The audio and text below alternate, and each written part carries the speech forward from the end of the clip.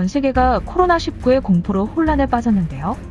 이런 와중에 중국은 황당하게도 바이러스의 근원지가 중국이 아닐 수 있다며 책임 회피를 하고 있습니다. 한국인 여행객을 격리 감금하는가 하면 한국인이 사는 아파트 문을 바깥에서 못으로 박아 가두는 등 중국인들의 놀라운 행동들이 연일 뉴스에 보도되고 있습니다.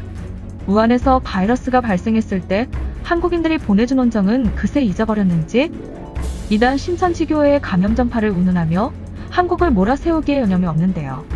4일 기준 신종 코로나 확진자 수는 한국이 5,621명, 이란이 2,922명, 이탈리아가 2,500명, 그리고 일본이 1,000명을 넘어섰는데요.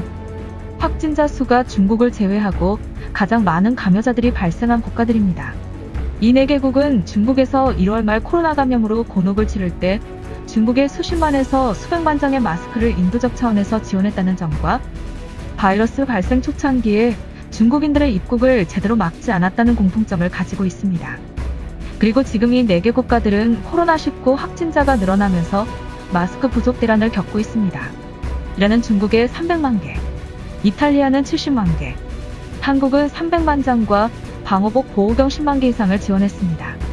일본은 제일 먼저 중국에 100만 개 이상의 마스크를 지원하고 현재 부족 현상을 맞고 있습니다.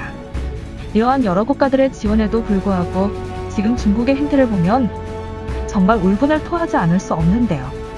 4일 시진핑 주석은 중국 최고 지도부 회의에서 신종 코로나 바이러스의 발원지를 찾는 연구를 강화하라고 말했습니다. 앞선 2일 코로나 바이러스의 근원과 전파 경로를 연구하라고 지시한 데 이어 두 번째인데요. 아니 중국이 코로나 발원지임은 전 세계가 다 아는 사실인데 발원지를 찾으라고 지시하는 건 중국이 신종 코로나의 발원지가 아니라는 점을 이야기하는 거죠. 그 배경에는 여러 가지가 있는데요. 중국의 책임론이 대두되는 것을 막겠다는 의도인 거죠. 뿐만 아니라 중국에서는 세계는 중국에 감사해야 한다라고 주장했는데요. 중국의 희생이 없었더라면 더 많은 인류의 희생이 따랐을 것이라는 겁니다. 오히려 중국의 희생과 엄청난 경제적 손실에 대해 세상이 보상해줘야 한다는 거죠.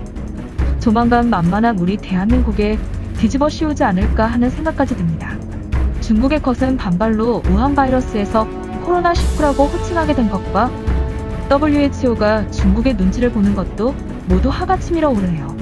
지금도 대구 경북 등지에서 몸을 사리지 않고 감염자를 돌보시는 의사 간호사들에게 진심으로 감사를 드리며 대한민국은 이 위기를 극복하고 또다시 우뚝 서리라고 믿습니다.